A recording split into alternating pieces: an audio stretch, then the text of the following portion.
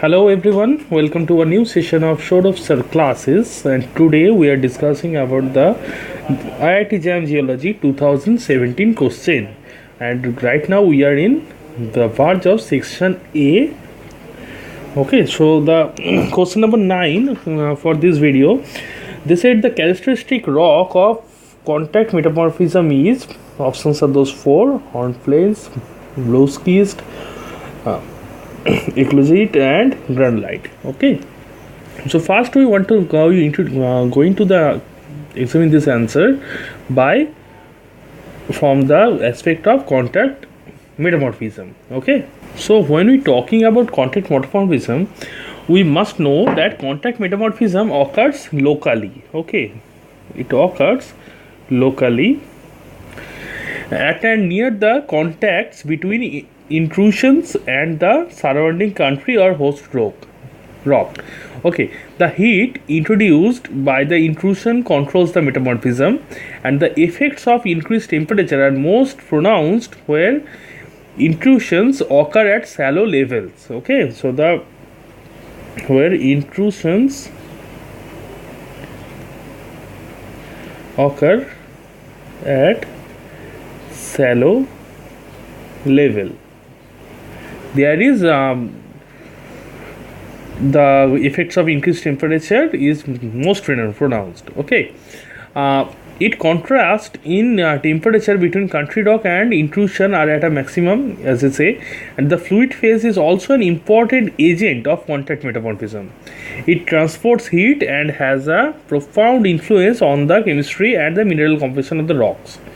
So the fluid phase also have a great impact on this contact metamorphism, like it influences the chemistry and mineral composition.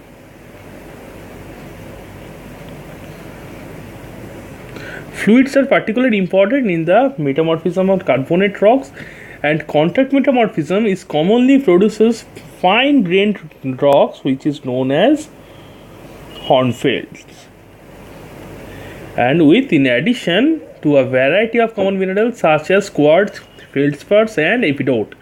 Hornfels locally contain some unique phases. Okay, it locally contained some unique phases. Typically, contact metamorphism occurs at shallower levels of the crust where the pressure is relatively low, less than 4 kV. At those shallow levels, the trace characteristic of organic belts are generally absent and contact metamorphic rocks lack foliation. So, the right answer for the question 9 is hornfels. Okay, now we go to the question number 10, where they said the volcanic equivalent of nepheline cyanide. Okay, first we know the nepheline cyanide is a holocrystalline, I can write here, holocrystalline plutonic rock and that consists largely of nepheline and alkali feldspar.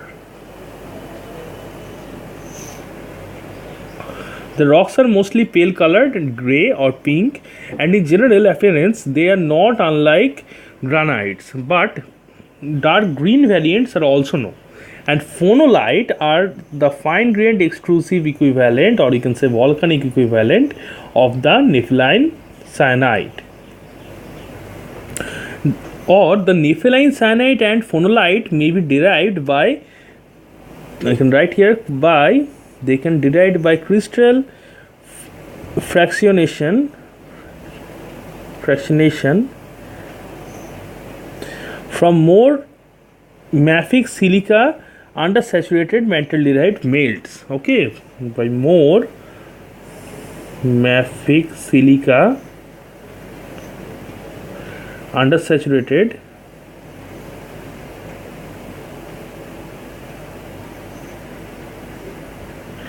mantle derived melts or as partial melts of such rock.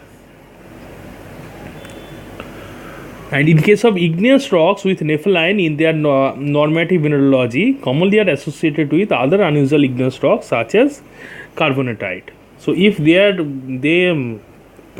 put another option like is carbonatite, they must mention there it will be igneous rock or just the nepheline syenite. Okay, so for this question the right answer is option C, phonolite.